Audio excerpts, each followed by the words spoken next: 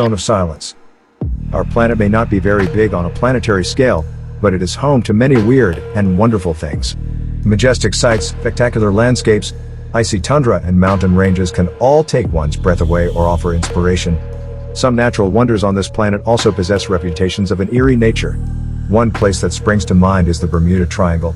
But there is another less well-known location with legends that rival those of the famous Devil's Triangle, the Zone of Silence, also known as the Mapimi Silent Zone. Where is the Zone of Silence? Not far from Bolsón de Mapim in Mexico, there is a 50-kilometer area of desert that has earned the name La Zona del Silencio, or the Zone of Silence. It lies in the Trino Vertex. This is where the Chihuahua, Durango, and Coahuila states meet, roughly 400 miles south of El Paso, Texas. A prominent mountain range borders the zone on its east side. This region of the Mexican wasteland is remote, and the closest urban settlement, Ceballos, is about 25 miles away. Residents of the surrounding towns have been aware of the strange legends about the zone for a considerable time. As many legends go, few, if any, about this desert land have been proven true. Nonetheless, the stories still maintain a sense of wonder and intrigue. How the legends began. The first of the rumors purportedly began in the 1930s after the pilot Francisco Sarabia once had to make an emergency landing due to radio anomalies. Sarabia was airborne over the region when he began to notice his instruments acting oddly. This was not the only problem that he was facing. His radio equipment also failed to work at all. Something was interfering with the normal operations of his aircraft. Then, later in 1964, a Pemex engineer, Harry de la P, was surveying the desert in the quest to run an oil pipeline to Jimenez, Chihuahua. During his expedition, he encountered a dead zone, or silent zone, that affected his radio communications. It was de la P who described the area as the Zone of Silence. Since then, the term stick has been used repeatedly. Having taken great interest in these radio anomalies, he went back to the zone several times to attempt to repeat the phenomenon.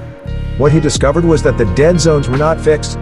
They appeared to move around from place to place, and he was unable to pinpoint the exact locations of the radio interference. These reports of radio blackouts gave the Zone of Silence an eerie reputation. But what occurred several years after de la Pena's first expedition into the zone would cause a flurry in the UFO, pseudoscience and conspiracy theorist communities, and the legends grew. U.S. rocket lands in the Zone of Silence. During the Cold War, the White Sands Missile Base in New Mexico had been conducting a series of tests using Athena RTV, Reentry Test Vehicle, rockets. The missions were a joint task between the USAF and the U.S. Army and were designed to investigate the impacts on the missiles as a result of re-entry into the atmosphere.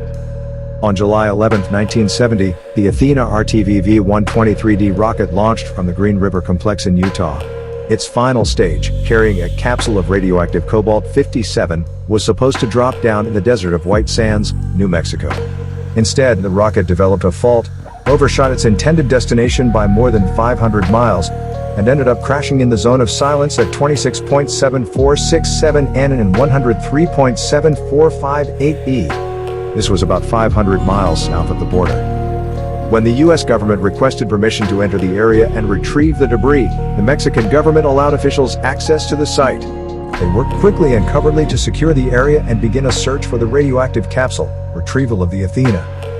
As the legends go, when the retrieval team entered the site, they quickly realized that something was affecting all communications. Without effective communication, coordination between the teams was much more difficult. But something more than just interrupting radio signals was happening. Television and satellite signals were also experiencing disruptions. The popular conclusion among theorists is that local magnetic fields have somehow created a dark zone for modern technology. However, there are no official reports that suggest the U.S. government indeed experienced any of these problems. It took several weeks, but the U.S. government eventually found the capsule, retrieved the debris, and conducted a thorough radioactive cleanup of the entire area.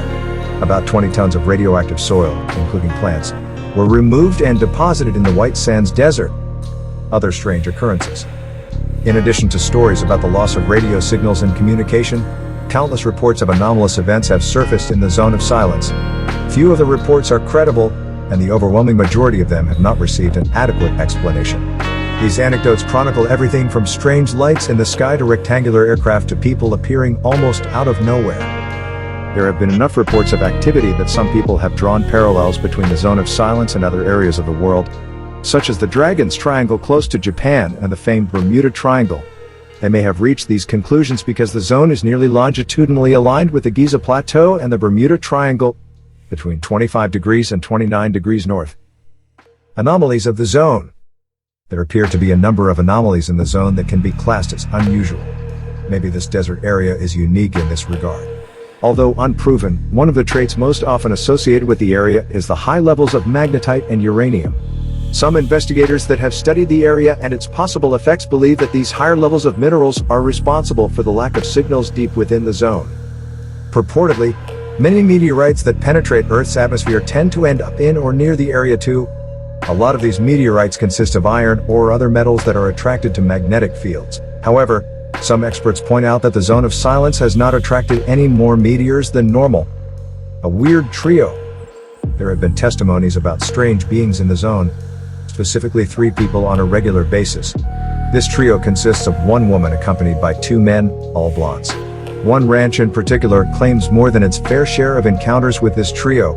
According to the staff there, all 3 members of the group were dressed in clothing that was not at all suitable for a desert environment. Purportedly, they all spoke fluent Spanish like natives and were not only extremely attractive but also polite to the extreme. Every visit had the same motive. The 3 would request to fill their canteens with water from the well on the property. They never once asked for food or for anything else. According to ranch staff, when one ranch hand dared to ask where they originated, the only reply they gave was from above. An encounter in the storm. A report made in October 1975 further cemented the zone's legacy as a truly weird place. Fossil hunters Ernesto and Josefina Diaz ventured into the zone to collect samples and any unusual rocks that they could find. While they worked, a rainstorm was heading in their general direction. Fortunately for the couple, they noticed it and took action to avoid being caught up in a flash flood. However, it proved to be too late for them to completely avoid any trouble it could cause them. While they tried to outrun the storm, they could not. The ground around their pickup truck began to transform into a boggy swamp that stranded them inside their vehicle. What followed could well be described as an incredible slice of good fortune, or perhaps something else entirely. 2 men of above average height approached the vehicle and its occupants, and they offered to free the trapped couple. Both rescuers wore identical clothing, a yellow raincoat and a cap. As quickly as the pair showed up, Diaz's truck somehow made its way onto the firm ground and out of danger. Ernesto ignored the instruction to remain inside the truck and wanted to personally thank them for their efforts. Whoever these men were, they vanished without leaving behind so much as a footprint in the mud. Ceballos activity in the skies. Mexico had the pleasure of a total solar eclipse in 1991.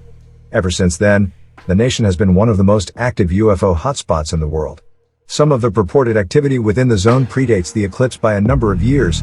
One such report of a UFO sighting surfaced in September 1976 in Ceballos, the closest town to the zone.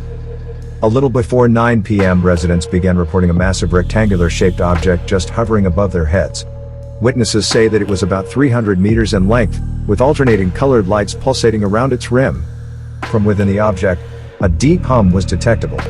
It seemed to have a detrimental effect on the town's dogs, as every single one howled and would not stop barking at the thing while it hovered. Eventually, the object disappeared within a second or two. Witnesses all agree that it headed towards the zone of silence. Research in the zone. Although there are many mysteries of a paranormal nature within the zone of silence, many people favor a more scientific explanation. There is speculation about whether there is an ongoing investigation into the strange anomalies of the area. The Mexican government and scientific organizations have been at the forefront of actual research within the zone. However, their primary objectives appear to focus on the rich diversity of flora and fauna within the desert habitat. The environment of the area is unique and has its own species, 31 species of endemic plants, such as certain species of cactaceae, and 75 species of protected animals, particularly the desert tortoise, currently declared a vulnerable species. It is also possible to find fossils and arrowheads in respectable quantities. Given the paleontological and pre-Hispanic past of the region, in 1979 the area was declared part of the Mapimi-Bolson Biosphere Reserve and a laboratory had been built next to Cerro San Ignacio mountain range. The previous year, Dr. Samuel Banda, Urban Legends of the Mexican Desert. The cumulative effects of radio disturbances in the zone throughout the years, coupled with a rocket crash and secretive operations to retrieve the radioactive capsule, led to highly exaggerated claims about the site. Over the years, the legends about the zone of silence spread throughout the world. Naturally, any place with a bizarre reputation will have an increase in visitors, and Ceballos and other small communities around the area are no exceptions. Evidence that there is anything unusual or paranormal about the zone of silence is non-existent. But this doesn't necessarily mean that the stories about the loss of radio communications were completely false. There are mountain ranges around the zone that may possibly cause some interference. Although the legends are highly criticized by skeptics as ridiculous and fraudulent, history has shown that it is quite normal for superstition and magic to precede scientific reasoning. It is up to the observer to discern the truth. Within the magic of the unknown, one finds the unbounded realm of imagination where anything is possible. The legends about the zone of silence are amongst a wealth of incredible stories from around the world that continue to feed our imagination.